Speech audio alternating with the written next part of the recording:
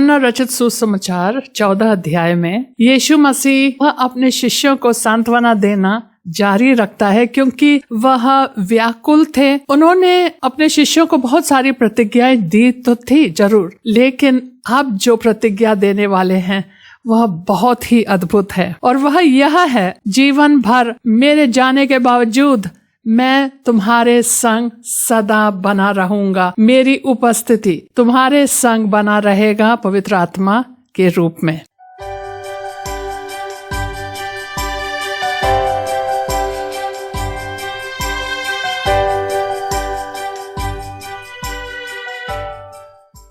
आइए 14 अध्याय के पद संख्या 15। यदि तुम मुझसे प्रेम रखते हो तो मेरी आज्ञाओं को मानोगे।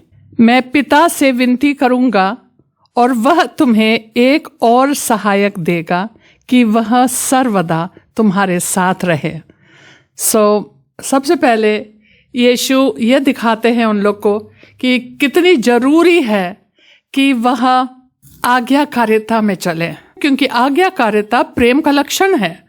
अगर कोई किसी से प्रेम रखता है तो वह आज्ञाकारिता में चलेगा, और अगर वह उनके कहना नहीं मानता है और उनको इतना सम्मानित नहीं करता है, क्योंकि वह सम्मान होता है ना कि मैंने आपकी बात को मान ली, इसका मतलब होता है कि वह यीशु को सम्मानित कर रहे हैं, उनको आदर दे रहे हैं।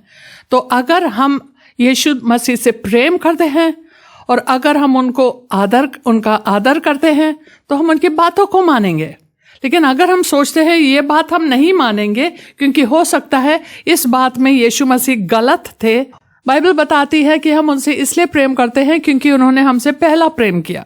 अगर हम उनके प्रेम का मनन करेंगे, अगर हम जानेंगे कि यीशु मसीह ने हमसे कितना प्रेम किया, अगर हम उनके प्रेम का मनन करेंगे तो फिर हो ही नहीं सकता कि हम उनसे प्रेम ना करें। अगर आप क्रूस के तरफ देखो तो ये हो ही नहीं सकता कि आप यीशु मसीह से प्रेम ना रखो। यहाँ पे लिखा है कि मैं पिता से विनती करूंगा। पहले उन्होंने कहा अगर तुम मुझसे प्रेम करते हो और तुम मेरे आज्ञाओं को मानोगे, मैं पिता से विनती करूंगा और वह तुम्हें एक और सहायक देगा कि वह सर्वदा तुम्हारे साथ रहे। ये जो शब्द सहायक है यह यूनानी भाषा में पैराक्लीटोस है।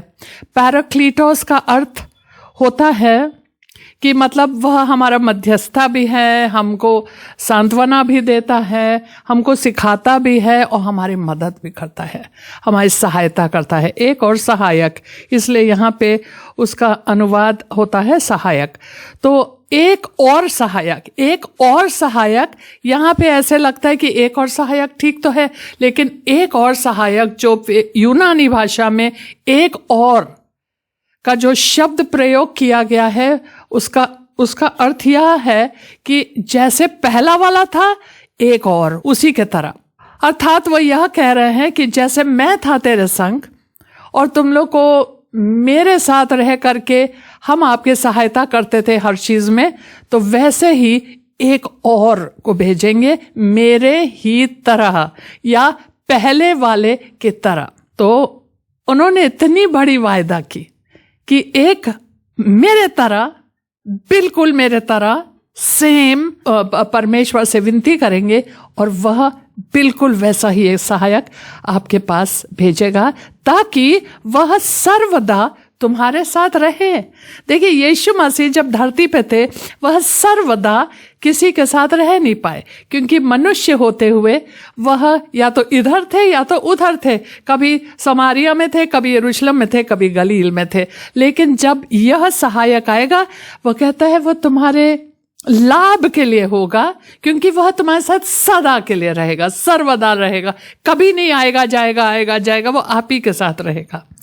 अर्थात सत्य का आत्मा जिसे संसार ग्रहण नहीं कर सकता, क्योंकि वह ना उसे देखता है और ना उसे जानता है, तुम उसे जानते हो क्योंकि वह तुम्हारे साथ रहता है और वह तुम में होगा। अर्थात सत्य का आत्मा, यह जो पैराक्लीटोस है, जो सहायक है, वह सत्य की आत्मा है। और फिर वह बताते हैं कि इस सत्य के आत्मा को संसार ग्रहण नहीं कर सकता। क्यों नहीं ग्रहण कर सकता? इसलिए क्योंकि संसार में सत्य नाम की कोई चीज है नहीं। जो वहां प्रचार होता है, जो वहां की बातें होती हैं, जो यीशु के बाहर कोई चीजें सिखाई जाती हैं, जस्ट झूठ है। हर चीज झूठ है। तो संसार में झूठ और केवल झूठ ही बताया जाता है। तो वह सत्य की आत्मा से उनका क्या काम? सत्य की आत्मा से उन लोग को क्या काम? उन लोग उसको पहचान नहीं सकते हैं, सत्य को वो जानते नहीं है, सत्य को देख नहीं सकते और सत्य से मतलब भी नहीं रखते। इसीलिए वो कहते हैं क्योंकि वह ना उसे देखता है, संसार सत्य को देखता भी नहीं और ना उसे जानता है, लेकिन तुम उसे जानते हो क्योंकि तुम मेरे साथ 3.5 साल रहे हो। और जैसे अभी यीशु मसीह ने इसी अध्याय में कहा 6 पद में, मार्ग और सत्य और जीवन मैं ही हूं। तो जब वह सत्य है और यह शिष्य यीशु मसीह के साथ 3.5 साल रहे हैं, तो कहता है तुम जानते हो सत्य को, क्योंकि उन्होंने विश्वास किया यीशु में, क्योंकि वह तुम्हारे साथ रहता है। अभी वो आपके साथ है और वो तुम में होगा। भविष्य में जब ये उतरे, अभी वो है तुम्हारे साथ, तभी तो तुम सत्य को पहचान पा रहे हो, लेकिन इसके बाद वह तुम में होगा। तुम में मतलब पवित्र आत्मा केवल हमारे बगल में नहीं है, वह हमारे आत्मा के अंदर है। उनका मोहर लग चुका है हमारे आत्मा पे और वह हमारे अंदर है। Praise God. 18 पद, मैं तुम्हें अनाथ नहीं छोड़ूंगा। आप देख सकते हैं, आज सवेरे मैं एक चीज को याद कर रही थी कि शिष्य इतने व्याकुल थे। इसलिए वो लोग इतने व्याकुल थे क्योंकि उन लोग यीशु मसीह से बहुत प्रेम करते थे। 3.5 साल में बहुत प्रेम हो गई थी और वो बार बार बोल रहे मैं जा रहा हूं। तो उन लोग बड़े व्याकुल, वो पूछ भी नहीं पा रहे वो क्या बोल रहे। क्रूस बोल रहे, मेरा खून बहाया जाएगा, बोल रहे ये मेरा देह है जो तुम्हारे लिए तोड़ा जाएगा। उन्होंने कहा क्या बोल रहे, किस बात के बारे में जिक्र कर रहे हैं। ये समझ में नहीं आ रहा था, ये कहाँ जा रहे हैं। मैं अपने पिता के यहाँ जा रहा हूँ, वहां तुम नहीं आ सकते। उन लोग व्याकुल थे। मैं एक चीज सोच रही थी, जब मैं छोटी 5 साल की थी, छोटी थी, मेरे पापा को 2 साल के लिए असम भेजा गया था। बॉर्डर में जो असम में सिलचर नाम के एक स्थान है, और वहाँ पे उनको 2 साल की उनकी डेप्यूटेशन पे वहाँ भेजा गया था 2 साल के लिए। और वह पुलिस में थे और मैं बहुत दुखी थी। पहले बार जब गए, हम इतना प्यार करते थे, उनसे चिपक के रहते थे, और जब पहले बार वह गए, मुझे आज सवेरे बहुत याद आ रहा था क्योंकि हम इन शिष्यों के बारे में सोच रहे थे। और फिर सडनली ये चीज़ मेरे मन में आया कि किस प्रकार आज तक अगर हम उस दिन के बारे में सोचे जब मेरे पापा चले गए। 2 साल के लिए गए जरूर, लेकिन वो 1 साल के बाद आए, थोड़े दिन रहे, और इस बार जब वो गए मैं और भी दुखी थी क्योंकि पहले बार बच्चों को समय का कोई अंदाज नहीं होता है। तो हमने सोचा, मम्मी ने कहा अरे चले जाएंगे, आ जाएंगे, और जब देखा इतना लंबा नहीं आए, 1 साल नहीं आए, तो जब दोबारा आके गए, हो सकता है क्रिसमस पे आए हो और फिर चले गए, दोबारा 2 साल के लिए था। जब दोबारा गए, मैं ऐसे रोई हूं कि मेरा रोना कोई रोक नहीं सकता था। और मेरे पापा हमें इतना मतलब सांत्वना हर प्रकार से दे रहे थे हमको, मतलब बहला के कि आओ तुम्हें बाहर ले जाएं, हम तुम्हारे लिए ये गुड़िया खरीदे, तुम्हारे लिए ये खरीदे, वो खरीदे। लेकिन मैं बिल्कुल, मेरा मन अशांत था कि नहीं, तुम नहीं जाओगे, अब मत जाओ, हमें छोड़ के मत जाओ। और हमें विश्वास नहीं हो रहा था कि ये मेरे बात मान नहीं रहे। वो कह रहे हमें जाना है बेबी, हमें जाना है। और फिर उन्होंने बहुत हमको कहा कि मैं तुम्हारे लिए जब आऊँगा, मैं तुम्हारे लिए ये लाऊंगा, वो लाऊंगा। हमने कहा मुझे कुछ नहीं चाहिए, तुम्हें यहीं रहना है बस। और उन्होंने कहा हमको, मैं तुम्हें रोज चिट्ठी लिखूंगा, रोज मैं उसको डाक खाना में डालूंगा, रोज तुम्हें एक चिट्ठी मिलेगी पापा डैडी से, रोज मैं तुमको लिखूंगा, और हम तुम्हें बहुत मिस करेंगे, हम रोज लिखेंगे, तुम रोना नहीं बस। लेकिन ये चीज़ हम याद कर रहे थे, हमने कहा इन लोग को क्या लगा होगा। मेरे पापा केवल 1 साल के लिए गए, लेकिन बर्दाश्त के बाहर। आज तक जब हम उसके बारे में सोचते हैं कि कैसे मैंने बर्दाश्त किया, रोज रोज, मैं इतनी छोटी थी, लिख नहीं सकती थी, पेंसिल में लिखती थी खत और बोलती थी सबको तो जाओ पोस्ट करो, पापा को पोस्ट करो। रोज रोज में एक मेरा ड्यूटी लग गया था होमवर्क के बाद पापा को लिखना। वैसे ही इन लोग के साथ, और वो इतना सांत्वना कह रहे, नहीं नहीं मैं तुम्हारे साथ हूँगा, मैं तेरे साथ हूँगा, मेरी उपस्थिति तुम्हारे साथ बना रहेगा, मैं तुम्हें अनाथ छोड़ के नहीं जा रहा हूँ, मेरी उपस्थिति तुम्हारे साथ बना रहेगा। लेकिन उन लोग व्याकुल, उन लोग को अरे देखी जाएगी कब होगा, अभी तुम जा रहे हो, कहाँ जा रहे हो, किधर जा रहे हो। सो यहाँ पे वह कहते हैं मैं तुम्हें अनाथ नहीं छोड़ूंगा, मैं तुम्हारे पास आता हूँ। ये सांत्वना देता जा रहा है। और थोड़ी देर रह गई है कि फिर संसार मुझे ना देखेगा। बार बार ये बोल के संसार हमें ना देखेगा। जब हमें अपनी माँ के बारे में डॉक्टर ने कहा कि मम्मी को, मतलब उन्होंने जवाब दे दिया कि ज़्यादा टाइम नहीं है। ओह कैसे मैंने बर्दाश्त किया, कैसे बर्दाश्त किया कि मतलब हर दिन एक पल हम नहीं छोड़ते थे, खाना खाने के लिए नहीं जाते थे कि एक पल उनको ना छोड़े। सो ये लोग को वही लग रहा होगा कि यह संसार मुझे ना देखेगा परंतु तुम मुझे देखोगे। सांत्वना दे रहा है इसलिए कि मैं जीवित हूं। अरे अभी तो आप कह रहे हो हम मरने जा रहे हो, अभी आप कह रहे हो अब जीवित हो, तो मतलब उन लोग को तसल्ली दे रहा है कि हाँ मैं मरूंगा लेकिन मैं जीवित रहूंगा। ठीक है, कहता है कि मैं क्यों, इसलिए कि मैं जीवित हूं तुम भी जीवित रहोगे। Praise God.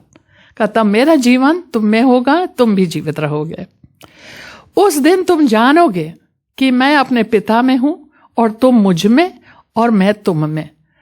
उस दिन, ये कितना सुंदर वचन है। उस दिन जब पवित्र आत्मा आएगा, जब मैं तेरे पास आऊंगा, उस दिन तुम समझोगे कि मैं और मेरा पिता एक है। अभी इतने चीजें तुम लोग को समझ में नहीं आती, लेकिन उस दिन तुम जानोगे कि मैं और मेरा पिता, हम लोग दोनों एक है। मैं पिता में हूं और तुम मुझ में हो और मैं तुम में।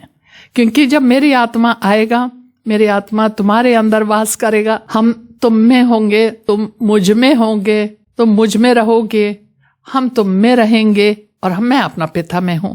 तो इसलिए मतलब पिता और पुत्र में हम हैं। हम जो विश्वासी हैं, हम पुत्र में हैं, हमें मसीह में हूं। तो पिता और पुत्र और पवित्र आत्मा सब एक साथ। Praise God, hallelujah. तो उन्होंने बहुत सांत्वना दी, लेकिन इन लोग को समझ कहां से आएगा? अभी तो पवित्र आत्मा से भरे हुए तो नहीं है। जिसके पास मेरी, अब फिर से वह उन लोग को आज्ञाकारिता के बारे में सिखाना चाहते हैं और उसकी महत्व बताना चाहते हैं। कहते हैं 21 पद बहुत महत्वपूर्ण है।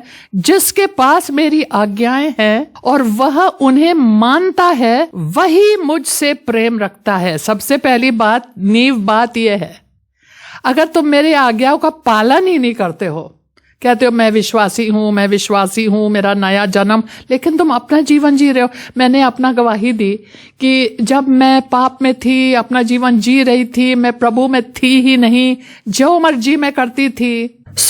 मैं तब भी कहती थी मैं यीशु से प्रेम करती हूँ। अगर कोई हमको कहता है कि तुम यीशु को छोड़ दो, हम कहेंगे कोई सवाल ही नहीं उठता, मैं यीशु को छोड़ दूं।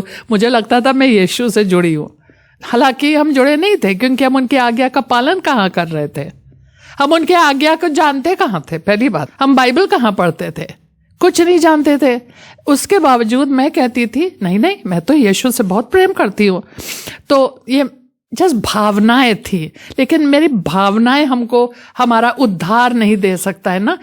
आपको एक निर्णय लेना होता है, भावना से काम नहीं चलेगा। लेकिन मेरे अंदर यीशु के लिए बचपन से भावनाएं थी, हम जो बहुत प्यार करते, यीशु को बहुत प्यार करते, ये वो, लेकिन काम मेरा उल्टा सीधा था। एक निर्णय होता है, मैं यीशु के पीछे चलूंगी, ये मेरा निर्णय है। जो भी हो जाए, दुनिया इधर से उधर हो जाए, मैं यीशु के पीछे चलूंगी। हालेलुया। तो जिसके पास मेरी आज्ञाएं हैं और वह उन्हें मानता है, वही मुझसे प्रेम रखता है। अगर आप यीशु का वचन पे नहीं चल रहे हो, जान लो आप यीशु से प्रेम नहीं रखते हो। आमीन। जैसे मैं सोचती थी मैं रखती थी, लेकिन नहीं, नहीं। जब तक मेरा उद्धार नहीं हुआ, जब तक मेरा नया जन्म नहीं हुआ, जब तक पवित्र आत्मा नहीं आया, जब तक हम उनके प्रेम का मनन नहीं किया, तब तक हम सचमुच उनकी आज्ञाओं पे चले नहीं, तब तक हम कैसे कह सकते हैं कि वही मुझसे प्रेम रखता है। आप लोग अपने दिल को जांचिए, आप प्रेम रखते हो नहीं रखते हो। और जो मुझसे प्रेम रखता है उससे मेरा पिता प्रेम रखेगा। आमीन।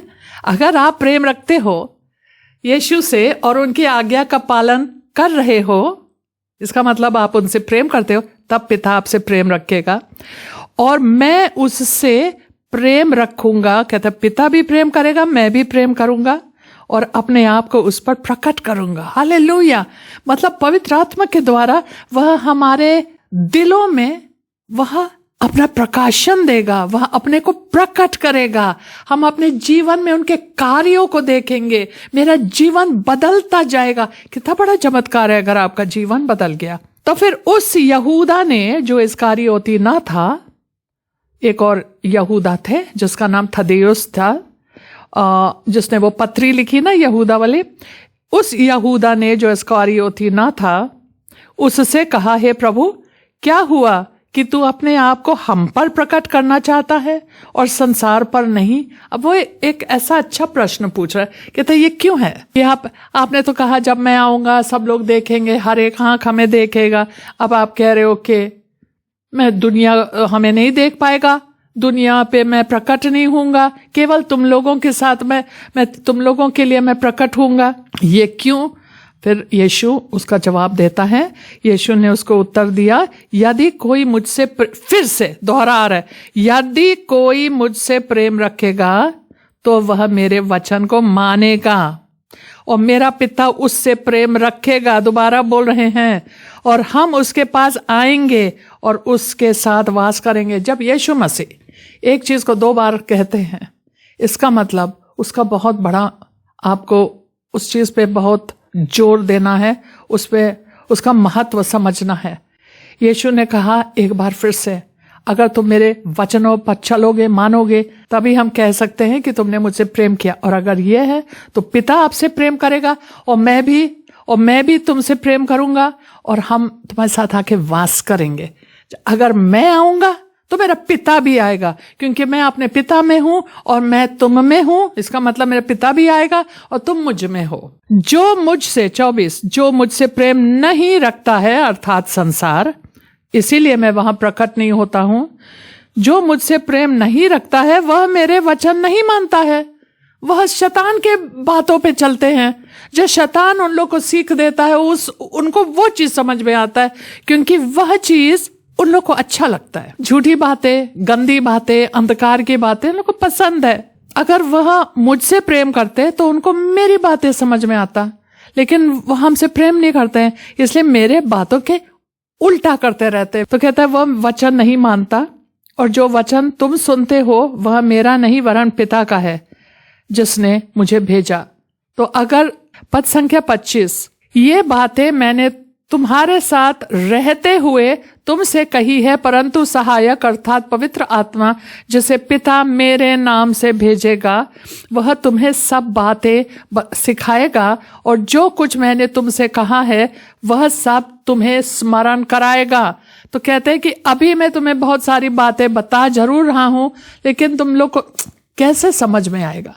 पवित्र आत्मा का बपतिस्मा हुआ थोड़ी है, जब उन लोग के अंदर अभी पवित्र आत्मा वास नहीं कर रहा है, पवित्र आत्मा से उन लोग भरपूरी से भर नहीं चुके हैं। पवित्र आत्मा ही तो समझ देता है, पवित्र आत्मा ही बुद्धि देता है, ज्ञान देता है। कहता है ये बातें मैंने तुम्हारे साथ रहते हुए तुमसे कह तो दी, लेकिन तुम लोग को समझ में नहीं आएगा जब तक वो सहायक नहीं आएगा। और जब सहायक अर्थात पवित्र आत्मा जिसे पिता मेरे नाम से भेजेगा वह तुम्हें सब बातें बताएगा। तो कहते हैं उस दिन, इसलिए उसने कहा उस दिन तुम जान पाओगे कि मैं अपने पिता में और तुम मुझ में और मैं तुम में। उस दिन, क्योंकि वह तुम्हें सिखाएगा ये बातें, वह तुम्हारे दिलों में अपने हृदय में प्रकट करेगा, तब तुम्हें प्रकाशन होगी और तब उस दिन तुम जान जाओगे, क्योंकि सहायक आपको सिखाएगा। तो उस दिन आप जान पाओगे उन चीजों को। जो कुछ मैंने तुमसे कहा वह स्मरण दिलाएगा, स्मरण कराएगा। मीन्स तब आप कहोगे ओ हाँ, जब यीशु हमारे साथ थे, सब बता तो रहे थे। पवित्र आत्मा का काम है, सत्य की आत्मा, वह आपको हर चीज याद दिलाएगा। प्रभु ने कहा ना ये चीज, ये वही है। 27, मैं तुम्हें शांति दिए जाता हूं, अपनी शांति तुम्हें देता हूं। जैसे संसार देता है मैं तुम्हें नहीं देता। तुम्हारा मन व्याकुल ना हो और ना डरे। तो यहां पे बता रहे हैं कि मैं अपना शांति तुम्हारे साथ छोड़ जा रहा हूं। को संसार के समान नहीं। संसार में ये एक रिवाज था, वहां सब लोग शांति बोलते थे, शालोम शालोम। आते थे मिलते थे तो शालोम बोलते थे। शालोम का मतलब शांति, हर प्रकार की शांति, आपके जीवन में शांति, आपके मन में, दिल में शांति, आपके शरीर में शांति, आपके हर शालोम मतलब भरपूरी से शांति मिले आपको। जैसे भारत में सब लोग आते समय नमस्ते बोलते, जाते समय नमस्ते बोलते हैं, और जो मुस्लिम देश होते हैं वहां आते समय अस्सलाम वालेकुम बोलते हैं, जाते समय भी वही चीज बोलते हैं। यहूदी देश में भी सब लोग शालोम बोलते हैं। कहते हैं जैसे संसार शालोम शालोम बोलता है, उन लोग को आपके शालोम से कोई मतलब नहीं है, ऐसे बोलते हैं केवल। मैं अपना शांति तुम्हें वास्तविकता में मैं दे रहा हूं, शांति दे रहा हूं, अपनी शांति। आपको पता है यीशु के अंदर एक बहुत अद्भुत प्रकार की शांति थी कि दूसरे दिन उसके मौत होगी, दूसरे दिन अब भी इसी रात को उसकी गिरफ्तारी होगी, दूसरे दिन सुनवाई होगी, दंड की आज्ञा पड़ेगी, मिलेगी उनको, और फिर उनका जो भी उन लोग को अत्याचार करना था उनको दंड मिला है, तो मारना, उनको कोड़े खाए हैं, शरीर को तोड़ दिया उनका, और फिर उनको क्रूस उनके पीठ पे जो कि पूरे घावों से भरा हुआ था, उसके पीठ पे क्रूस लाद के पूरे पहाड़ी गोलगोथा तक लेके गए, वहां पे कील गाड़े गए। इतने सारे चीजें हुई। मेन चीज ये था कि यीशु मसीह पाप बने, लेकिन उसके बावजूद उसकी शांति अभी भी वैसा ही है, वह शांत है। इस प्रकार की शांति की विपरीत परिस्थितियों में, बहुत भयंकर परिस्थितियों में हम परमेश्वर पे टिके रहे, उनके वायदों पे टिके रहे और उनके प्रेम में बने रहे और उस पे विश्वास करते रहे। और कहता है कि अपना मन व्याकुल ना होने दो। शुरुआत में 14 अध्याय के शुरुआत में उसने यही तो कहा, परमेश्वर पर विश्वास रखो, मुझ पर भी विश्वास रखो। तो इसीलिए उनका मन बिल्कुल शांत था। आपको पता है जब वह आंधी आई थी गलील के समुंदर पे, झील पे, तब यीशु मसीह पीछे सो रहे हैं, पूरा नाव ऐसा अप एंड डाउन डामाडोल हो रहा है, वह सो रहे हैं। यहाँ तक कि शिष्यों ने जाके कहा आपको कोई मतलब चिंता नहीं, हम लोग यहाँ पे मरे जा रहे हैं, हम लोग इस नाव को संभाल नहीं पा रहे, प्रभु उठिए कुछ करिए। सो यही चीज थी। और कहते इस प्रकार की शांति, और वह मतलब वो अपने चिंता नहीं कर रहे हैं, वो अपने शिष्यों की चिंता कर रहे हैं, उनको सांत्वना दे रहे हैं, क्योंकि उनको पता था दूसरे दिन जो होगा इन लोग का दिमाग ठिकाने में नहीं रहेगा, उन लोग पागल हो जाएंगे। फिर वो कहते तुम्हारा मन व्याकुल ना हो और ना डरे। तुमने सुना कि मैंने तुमसे कहा मैं जाता हूं और तुम्हारे पास फिर आऊंगा। ये मैंने कहा ना शुरुआत में, यही अध्याय के शुरुआत में, जा रहा हूं फिर मैं आऊंगा, तुम्हारे स्थान बनाने के लिए, तैयार करने के लिए मैं जा रहा हूं, फिर मैं आऊंगा। यदि तुम मुझसे प्रेम रखते तो इस बात से आनंदित होते कि मैं पिता के पास जाता हूं, क्योंकि पिता मुझसे बड़ा है। एक और काफी विचित्र चीज बोल रहे हैं, कह रहे तुम लोग को खुश होना चाहिए कि मैं जहां से आया हूं मैं वापस जा रहे हैं। अगर तुम्हें विश्वास होता, इतने दिन से मैं कह रही हूं मैं पिता के साथ हूं, पिता मुझ में है, मैं पिता में हूं, पिता ने मुझे भेजा है, मैं वापस जा रहा हूं, तुम्हें खुशी आनंदित होना चाहिए। ये पिता के पास वापस जा रहे हैं, आपको आनंदित होना चाहिए, लेकिन तुम लोग दुखी हो रहे हो क्योंकि और 29, और मैंने अब इसके होने से पहले तुमसे कह दिया है कि जब वह हो जाए तो तुम विश्वास करो। ले दे के हमेशा प्रभु चाहते थे कि लोग विश्वास करें, क्योंकि विश्वास के आधार पे हमारा उद्धार होता है। तो विश्वास करो कि मैं ही मसीहा हूं। मैं अब तुम्हारे साथ और बहुत बातें ना करूंगा, क्योंकि इस संसार का सरदार आता है, मुझ पर उसका कोई अधिकार नहीं। सो अब वो बता रहे हैं कि ज्यादा समय नहीं है, मैं ज्यादा आपसे बातें नहीं कर पाऊंगा, क्योंकि अब शैतान आ रहा है। इस संसार का सरदार मतलब इस संसार का ईश्वर शैतान आ रहा है, मेरे लिए आ रहा है। उसके बावजूद वो शांत है, उसको उसके अंदर कोई अशांति नहीं दिख रही। कह रहे वो आ रहा है, आने दो, क्योंकि उसका कोई अधिकार नहीं है मुझ पर। ये मत सोचो आके हमको मार डालेगा। अगर मैं मरूंगा, मैं परमेश्वर के इच्छा के अनुसार मैं करूंगा जो परमेश्वर चाहता है और जिस वजह से हमें भेजा है, मैं उस कार्य को पूरा करके मैं यहां से निकलूंगा। आखिरी में उन्होंने कहा ना, पूरा हुआ। सारी बात तो हर पॉइंट पे, हर बिंदु पे उन्होंने हर चीज को कर ली और फिर आखिरी में बोलते हैं पूरा हुआ। तो उन्होंने कहा कि वह आ रहा है, लेकिन मुझ पर उसका कोई अधिकार नहीं, मुझ पर उसका कोई अधिकार नहीं। अगर आप यही यूहन्ना के 10वें अध्याय और पद संख्या 18 में चले, पिता इसलिए मुझसे प्रेम रखता है कि मैं अपना प्राण देता हूं कि उसे फिर ले लूं। कोई उसे मुझसे छीनता नहीं है, वरन मैं उसे आप ही देता हूं। कि अगर मैं अपना मेरा प्राण, आपको कल लगेगा कि मेरा प्राण चला गया, मत सोचो ओहो ये क्या हो गया, बहुत बड़ी ट्रेजेडी हो गई। ट्रेजेडी नहीं हुआ है। परमेश्वर मुझसे इसीलिए प्रसन्न है क्योंकि मैं अपना प्राण देना जा रहा हूं उन्हीं की इच्छा के अनुसार। कोई हमसे छीन नहीं सकता है मेरा प्राण। मैं अपने इच्छा से मैं उनको दे रहा हूं, वरन मैं उसे आप ही देता हूं। मुझे उसके देने का भी अधिकार है और फिर से लेने का भी अधिकार है। ओह प्रेज गॉड। वो कहता है मैं अपना प्राण दे भी दूंगा, फिर मैं 3 दिन बाद उसे ले भी लूंगा। यह होता है शेर की बातें। परंतु यह इसलिए होता है कि संसार जाने कि मैं पिता से प्रेम रखता हूं, इसलिए मैं अपना जीवन प्राण दे रहा हूं, ताकि लोग जाने कि मैं परमेश्वर से कितना आज्ञाकारिता में था। क्योंकि प्रेम आज्ञाकारिता होता है, राइट। अभी उन्हें 10 बार बोल दिया प्रेम। अगर तू प्रेम करता है तो आज्ञाकारिता में चलो। अगर तू आज्ञाकारिता में चलता है इसका मतलब तुमने प्रेम किया। अगर तुम आज्ञाकारिता में नहीं चलते हो इसका मतलब तुमने प्रेम नहीं किया। मैं इसलिए ये करता, इसलिए होता है ये सब जो होने वाला है, इसलिए होता है कि संसार जाने कि मैं पिता से प्रेम रखता हूं, और जैसे पिता ने मुझे आज्ञा दी है मैं वैसे ही करता हूं। उठो यहां से चले, क्योंकि अब इस संसार का सरदार आने वाला है, इसीलिए वो कहता है चलो उठो चले। लेकिन कोई बात नहीं, अभी 3 और अध्याय है। ये 14 है, फिर 15 है, 16 है, 17 है। 3 और अध्याय यीशु मसीह अपने शिष्यों से अपने गिरफ्तारी से पहले बातचीत करता है। 17 अध्याय में प्रार्थना करता है उनके लिए।